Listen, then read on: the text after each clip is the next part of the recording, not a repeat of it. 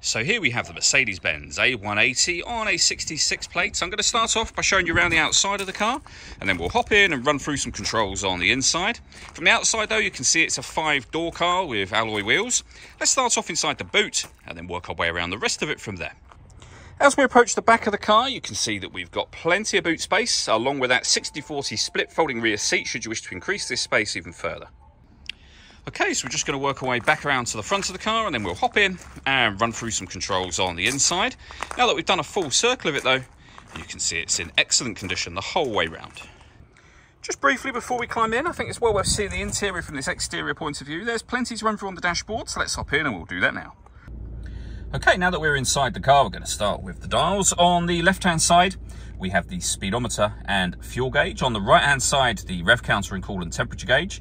In the centre, you can see there's a digital readout for the speedometer being displayed at the moment. You can change that information. Various bits of trip computer info, including the total miles for the car, which is 79,534. Beyond that, as I say, plenty of other bits of trip computer information back around to the beginning again. And if we back out to the steering wheel, the buttons I was using a second ago are just here. We have stereo and phone controls on the right-hand side. The minus and plus paddles are so that you can change gear automatically, or manually, sorry, on this automatic gearbox. And up on the screen here, it will show you what gear the car is currently in. So we are in park at the moment, of course.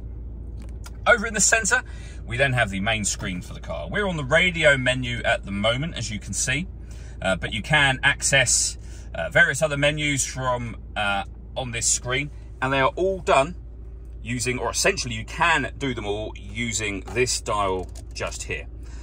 So it rotates, it pushes down, it moves to the left, to the right, up and down, as you can see, so that you can move your way or navigate your way around the screen. If you wish to, you can press the buttons that are displayed up here. So for example, radio, which is where we started a moment ago, and then you're on your radio menu.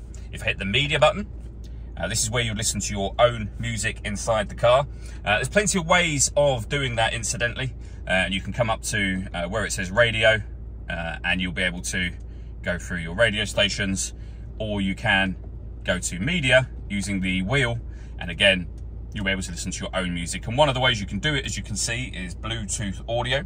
So you can stream your music wirelessly once you paired your phone, which is done under the telephone heading just here.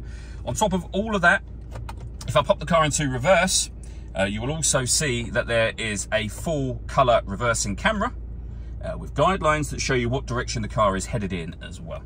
Working our way down with the main volume for the stereo, we have the CD player, the buttons I went through just a moment ago. Stop and start. So this car is designed to cut out when it's stationary in traffic to save you fuel. You can turn that system on and off. With our hazard warning lights, we can put the car into dynamic, sport, individual, eco, comfort, which is your everyday driving. And then below that, we have the dual zone climate control. So you can adjust the passenger temperature, the driver temperature. You can increase and decrease the fan speed from here and determine where you'd like the air to be distributed. When you're happy with those settings, the air conditioning's off at the minute. That's now on. Or hit auto. The car will maintain the temperatures you've asked for by taking full control of the fan speed and the direction of the air. You can override that manually at any time you wish to. You see auto has now gone off. You can put it back on your own settings here as well.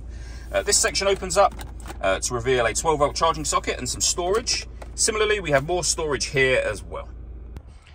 All that leaves me to say is thank you for taking the time to watch this video. If you'd like to come and see the car in person and have a test drive, please feel free to give us a call here at Surrey Specialist Cars. We'd love to hear from you soon.